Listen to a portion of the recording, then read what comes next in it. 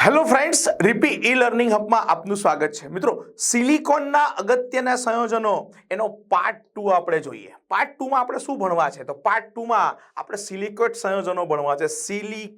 Silicate સંયોજનો શું છે એની સાદી સમજણ મારે જો આપવી હોય તો એમ કહી શકાય કે સિલિકેટ સંયોજનો સિલિસિક એસિડના ધાતુ વ્યુત્પન્નો છે. કોના? સિલિસિક એસિડ. આપણે કે એ શું? તો સિલિસિક એસિડ કેવી રીતે બનશે મિત્રો? તો આપણે આગળ વાત કરી હતી કે Si + 2 ટાઈમ્સ Cl2 શું બન્યું આ? તો આ બન્યો સિલિકોન ટેટ્રાક્લોરાઇડ.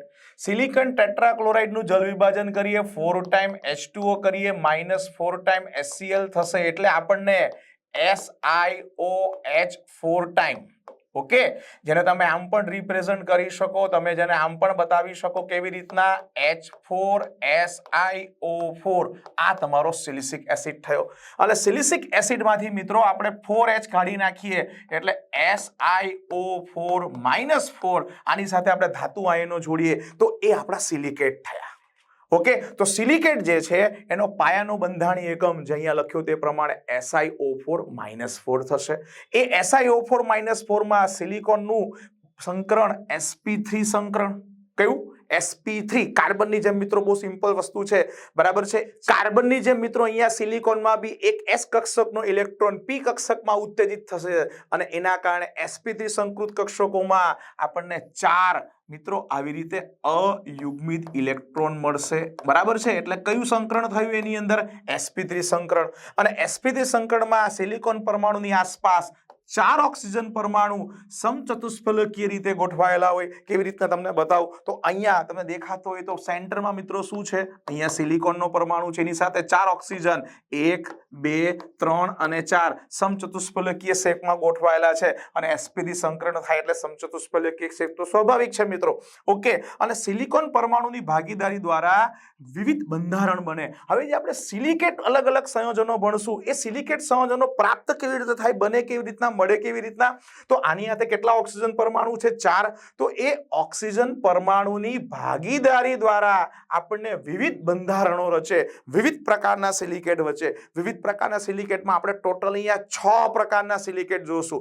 પાયરોસિલિકેટ, ઓર્થોસિલિકેટ, શૃંખલા સિલિકેટ, ચક્રીય સિલિકેટ, દ્વિપરિમાણવીય સિલિકેટ ને ત્રિપરિમાણવીય સિલિકેટ. ઓકે, ટોટલ 6 પ્રકારના સિલિકેટની આપણે વાતો કરવી છે મિત્રો. તો આ સિલિકેટની સામાન્ય માહિતી થઈ. તો સિલિકેટ્સમાં સૌથી પહેલું અને સૌથી સહેલું એવું કયું જોઈએ મિત્રો? ઓર્થોસિલિકેટ. કયું જોઈએ? ઓર્થોસિલિકેટ. સૌથી સહેલું કેમ? કારણ કે આમાં અલગ અલગ પ્રકારના સિલિકેટ એટલે આપણને રચે અથવા મળે કારણ કે ઓક્સિજન પરમાણુ બીજા અન્ય સાથે પાર્ટનરશિપ કરે. આ સૌથી પહેલો છે અને સૌથી સહેલો એટલા માટે છે કારણ કે આમાં 4 માંથી કોઈ પણ ઓક્સિજન અન્ય સાથે પાર્ટનરશિપ કરતા નથી. એટલે મિત્રો મેં અહીંયા લખેલું છે ભાગીદારી પામેલા ઓક્સિજન પરમાણુ કેટલા? 0 0. એટલે ભાગીદારી પામેલા ઓક્સિજન પરમાણુ કેટલા? 0 0. બતાવવું હોય તો એને આ રીતે દર્શાવી શકાય, જેમાં Si સાથે 4 ઓક્સિજન કોઈની સાથે પાર્ટનરશિપ નથી એટલે આવો એકમ યુનિટ, એક સિંગલ યુનિટ તરીકે વહેશે. આ એની 3D આકૃતિ છે. ઓકે, અને આને આપણે 2D માં દર્શાવવું હોય તો આવી રીતે બતાવી શકાય. આ જે અહીંયા નીચેના સમતલમાં 3 છે એ અહીંયા આ 1 2 અને 3 ઓક્સિજન એ 1 2 અને 3 અહીંયા બતાવ્યા છે. જ્યારે આ ઉપરની ટોચનો ઓક્સિજન છે ને મિત્રો એ અહીંયા છે ને વચ્ચે જે કાળું ટપકું છે, મિડલમાં વચ્ચે કાળું ટપકું છે એ સિલિકોનનો છે. એટલે મિત્રો આ 3D માં બતાવવાની રીત છે, આ 2D માં બતાવવાની રીત છે. એનો યુનિટ થયો SiO4 -4. એનો વીજભાર આપણે કેવી રીતે સેટ કરીએ? વીજભારની આપણે મિત્રો દરેકમાં ગણતરી કરશું. તો વીજભાર કેમ થશે? સિલિકોન છે ને Si એનો ઓક્સિડેશનાંક +4 છે. ઓકે, અને વત્તા 4 ઓક્સિજન અને એકનો -2 એટલે કેમ થશે? +4 -8 એટલે વીજભાર થશે -4 જે અહીંયા લખેલો છે મિત્રો. એટલે આ સિલિકોનમાં સૌથી પહેલો ઓર્થો સિલિકેટ એનો વીજભાર શું થયો? -4. એના ઉદાહરણ જોઈએ. ઝિંક્રોનમાં ZrSiO4. ZR એટલે ઝિંક્રોનિયમ, અને ઝિંક્રોનિયમનો ઓક્સિડેશનાંક મિત્રો અહીંયા કેટલો છે? +4. અને આનો -4 બેલેન્સ થઈ ગયું. વીજભાર બેલેન્સ કરતા રહેજો.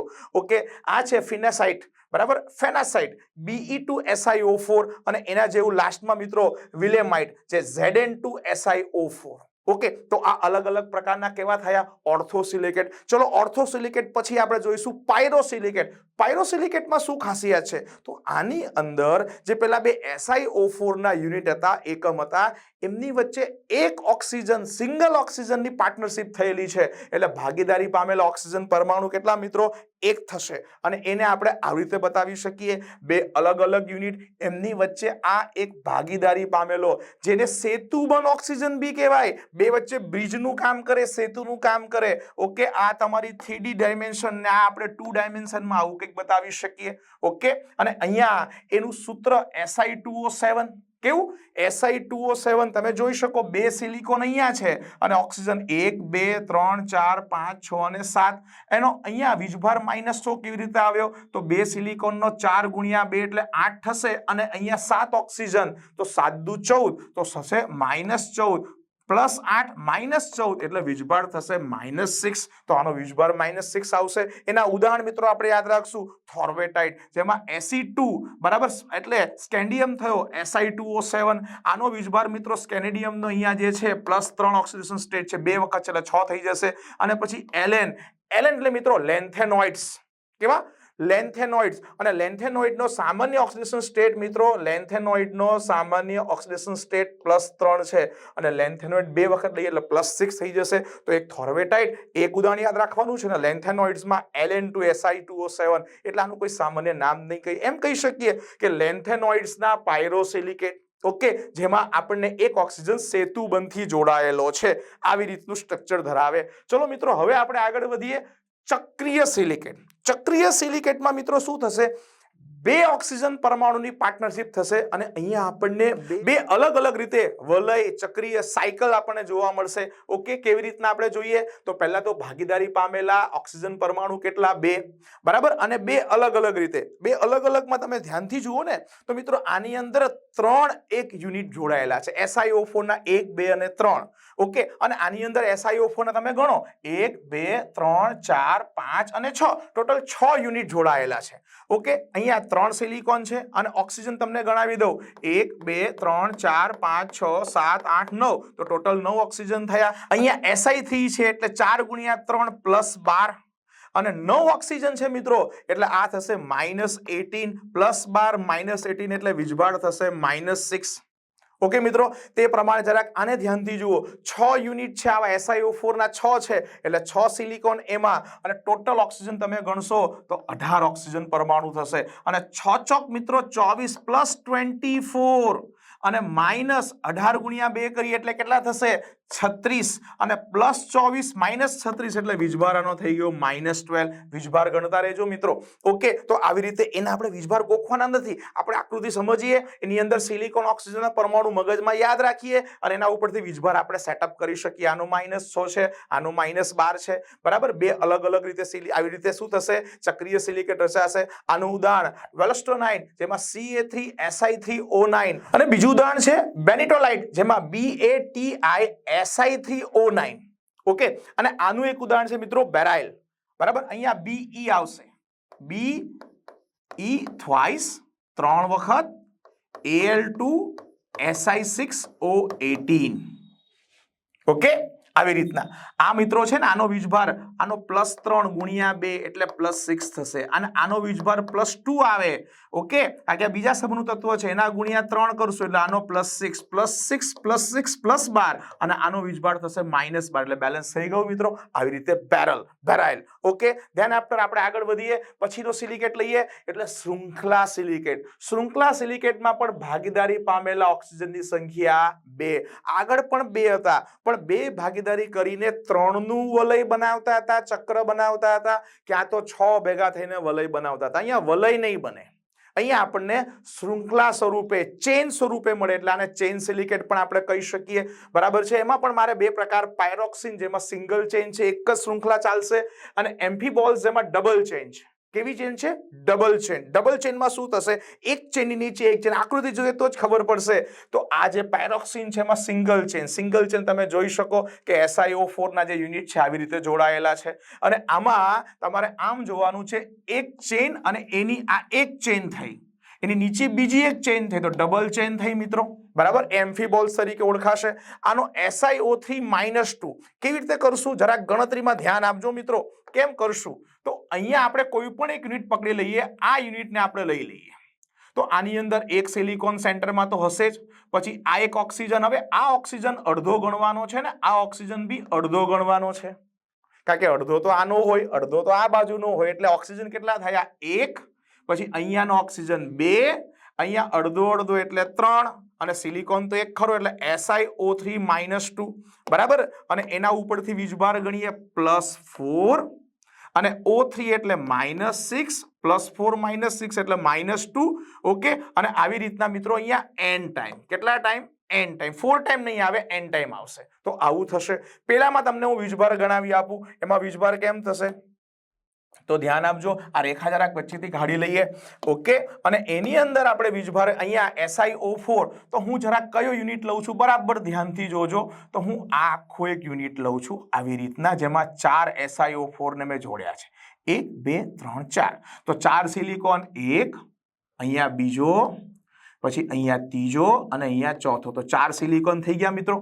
હવે અહીંયા ઓક્સિજન ગણાવું, અહીંયા આ અડધો ઓક્સિજન ગણવાનો, આનો બી 1/2 ગણવાનો, અહીંયા બી 1/2 ગણશું, અહીંયા પણ 1/2 ગણશું, ઓકે. એ 4 ના અડધા અડધા મારી સાથે ગણો તો આ અડધો અડધો એટલે 1 થશે, આ 1, અહીંયા 2, આ 3, આ 4, આ 5 6 7 8 9 10, અડધો અડધો એટલે 11 થઈ ગયા, ઓકે. એટલે Si4O11 પાછું જરાક બરાબર ગણજો મિત્રો. અને અહીંયા Si4 છે એટલે Si4 છે તો આપણે કેમ કરીશું મિત્રો, તો એનો 4 × 4 એટલે કેટલા થશે +16, અને 11 × 2 એટલે 22, એટલે 11 અહીંયા 16 - 11 કરીએ એટલે જવાબ આવશે મિત્રો -6, અને આ પણ n ટાઈમ, એટલે શૃંખલા સ્વરૂપે છે, લાંબી ચેન સ્વરૂપે છે. તો કેવી રીતે આપણે SiO4-2 ગણ્યો અને કેવી રીતે Si4O11 -6 ગણ્યો મગજમાં રાખજો, ગોખવું નહીં પડે મિત્રો. મિત્રો સિંગલ ચેન સિલિકેટના કેટલાક ઉદાહરણ જોઈએ, જોજો જરાક. સ્પોડ્યુમિન LiAl SiO3 2 ટાઈમ, એટલે આનો વીજભાર -4 થશે, આનો +3 અને 1 એટલે +4, તો અહીંયા +4 અહીંયા -4, વીજભાર બેલેન્સ કરતા રહેજો મિત્રો. પછી જેડાઇટ, એમાં NaAl SiO3 2 ટાઈમ, સેમ ઉપરની જેમ જ છે. પછી એનેસ્ટાઇટ MgSiO3, અને લાસ્ટમાં છે ડાયોક્સાઇડ CaMgSiO3, તો આની અંદર આમ +2, આનો -2, અહીંયા +4 ને અહીંયા -4, ઓકે.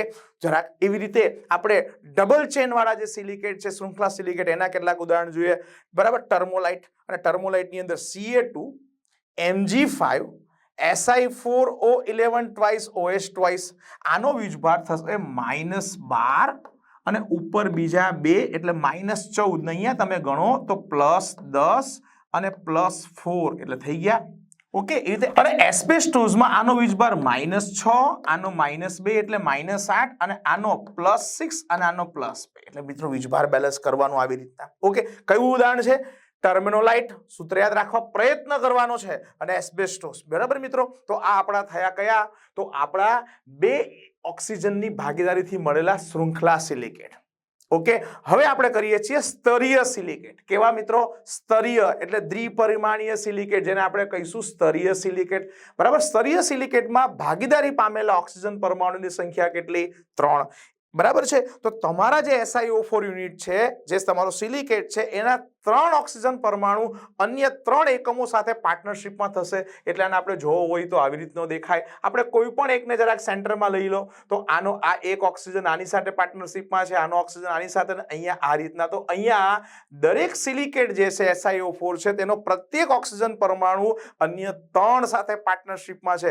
તો તમે બરાબર ધ્યાનથી જુઓ તો જે આપણે ચોથો અહીંયા જે ટોચ ઉપર છે, બરાબર, જે ટોચ ઉપર ચોથો જે સમચતુષ્ફલકના ઉપરના ટોચ ઉપર છે, એ કોઈની સાથે પાર્ટનરશિપમાં નથી. તો આ જે છેલ્લો ઉપર ઓક્સિજન છે પાર્ટનરશિપમાં નથી, આવું કંઈક છે, ઓકે. એનું ઉદાહરણ છે ટેલ્ક, બરાબર, ટેલ્ક. અને બીજું ઉદાહરણ છે કેલેન, બરાબર, Mg3SiO4OH twice, અને કેલનનું Al2Si2O5OH4. આ મિત્રો સૂત્ર આપણે થોડાક મહેનત કરીને યાદ રાખવા પડે, અને એમાં આપણે Si2O5N-2N એને આપણે કેવી રીતે જરાક યુનિટને કરીએ, જરાક ધ્યાનથી જોજો. તો એની માટે હું છે ને અહીંયા આપણે જરાક આવી રીતનું બતાવી દઈએ, આ આટલું આપણે બહાર લઈ લઈએ, બરાબર. તો અહીંયા તમને ખબર પડે એક સિલિકોન અહીંયા હશે, એક સિલિકોન અહીંયા હશે, એટલે 2 સિલિકોન થયા Si2.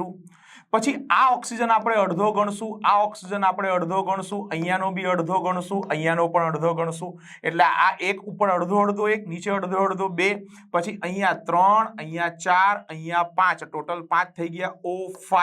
અને વીજભાર આપણે 1 નો 4 તો 2 નો 8 અને 5 નો -10, એટલે ટોટલ વીજભાર થયો -2 n ટાઈમ.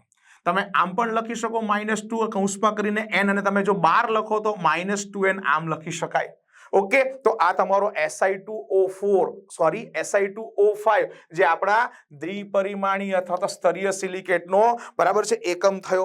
બરાબર છે. અને એ પ્રમાણે અહીંયા Si4O10 એનો ડબલ છે અને SiO5 અહીંયા બતાવેલો છે. એમાં મારે ટેલ્કની વાત કરવી છે. ટેલ્ક બરાબર, અથવા ટાલ્ક પણ તમે કહી શકો. આ ટેલ્ક જે છે ને મિત્રો એ સ્તરીય રચના ધરાવે. સીધી વાત છે કે આ સ્તરીય સિલિકેટ છે તો આ રીતે અનંતપણે ઉપર નીચે બધી રીતે અનંતપણે લંબાયેલી સ્તરીય પ્રકારની રચના છે. અને એમાં સ્તરો નબળા આકર્ષણને લીધે એકબીજા ઉપર શું કરે? સરકે. બરાબર. આ જે બધા સ્તરો છે ને મિત્રો, તો અહીંયા એક સિલિકેટનું સ્તર, એની ઉપર બીજું, કોઈ બોન્ડિંગ નથી. એક સેટ, બીજું સ્તર, ત્રીજું સ્તર વચ્ચે કોઈ બોન્ડિંગ નથી. એ એકબીજા ઉપર શું થશે? રીતસરના સરકશે. એ સ્તરો એકબીજા ઉપર સરકશે અને એના કારણે જેથી ટેલ્કમ પાવડર સુવાળા સ્પર્શ ધરાવે. આપણે કે ટેલ્ક પરથી ટેલ્કમ પાવડર પર કેમ આવી ગયા? તો મિત્રો જે આપણે ગોરા થવા માટે જે ગાલ ઉપર શું લગાવીએ? Talcum powder. એ ટેલ્કમ પાવડર ખરેખર આ ટેલ્ક નામની જે ખનિજ છે, ખનિજ એટલે આપણો દ્વિપરિમાણી જે સિલિકેટ છે એનો જ ભૂકો છે, એનો જ પાવડર છે. અને એટલે આપણે બધાય ટેલ્કમ પાવડર ટચ કર્યો છે. એકદમ સુવાળો, એકદમ ફરી જેને આપણે કહેવાય તેવો ટચ ધરાવે. તો એ કેમ થશે? કારણ કે સ્તરીય સિલિકેટ એક સ્તર ઉપર બીજું સ્તર સ્લાઇડ કરે. જેમ આપણે લસરપટ્ટીમાં સ્લાઇડ કરીએ એમ એક સ્તર ઉપર બીજું સ્તર મિત્રો સરકશે, અને સરકશે એટલે આ સ્પર્શે સુવાળો છે, જેની આપણે હમણાં વાત કરી. બધાના ઘરે હોય તેવો આ ટેલ્કમ પાવડર. ઓકે મિત્રો, ચલો હવે આપણે છઠ્ઠો અને છેલ્લો સિલિકેટ જોઈએ. ત્રિપરિમાણીય સિલિકેટ, 3 ડાયમેન્શન સિલિકેટ. આની ખાસિયત એ છે કે સિલિકોટનો SiO4 નો 4 ઓક્સિજન એ બધા ઓક્સિજન પાર્ટનરશિપમાં છે. એટલે ભાગીદારી પામેલા ઓક્સિજનની સંખ્યા કેટલી? બધા જ, એટલે 4. અને એના કારણે આવું કંઈક માળખું આવે. તમે કોઈ પણ એક ઉપર ધ્યાન કરો તો તમને એવું ચોખ્ખું દેખાશે કે આનો એક ઓક્સિજન, બીજો ઓક્સિજન, ત્રીજો અને ચોથું અન્ય સાથે જોડાયેલા છે. બરાબર. એટલે એનો યુનિટ કયો થશે? SiO2. બરાબર, SiO2 અને N. તો આમાં વીજભાર કેમ ન આવ્યો મિત્રો? કારણ કે અહીંયા આ સિલિકોન એ 4 ઓક્સિજન સાથે જોડાયેલો છે. આમ થશે તો દરેક આવી રીતે અલગ અલગ સાથે જોડાયેલો હોય તો દરેકને મારે 1/2 1/2 1/2 અને 1/2. તો એક સિલિકોન સાથે બરાબર છે કેટલા ઓક્સિજન? 1/2 1/2 કરીને 4 ઓક્સિજન છે પણ O2 થઈ જશે. સિલિકોનનો કેટલો? તો સિલિકોનનો +4. ઓક્સિજન 2 છે તો 2 નો કેટલો થશે? -4. એટલે ઓલ ઓવર વીજભાર કેટલો? તો 0. બરાબર. અને આની લાંબી શૃંખલા થશે એટલે લાંબી શૃંખલાને કારણે SiO2 n ટાઈમ. એના ઉદાહરણમાં આપણે લેવાનું છે ક્વાર્ટઝ, ટ્રાઇડાઇમાઇટ અને ક્રિસ્ટોબેલાઇટ.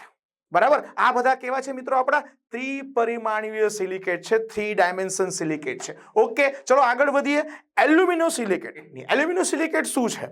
સિલિકેટ સંયોજનો કે જેની અંદર એકમ રહેલો છે SiO4-4. તો એમાંના કેટલાક SiO4-4 ના સ્થાને મિત્રો એલ્યુમિનિયમ વાળો સિલિકેટ એટલે AlO4-5 આવી જાય, એની જગ્યા બદલી નાખે. એટલે શું થશે? અહીંયા મિત્રો હું એમ પણ કહી શકું કે સિલિકોન કે જેનો વીજભાર હું +4 ગણીશ એના સ્થાન ઉપર Al+3 આવી જશે.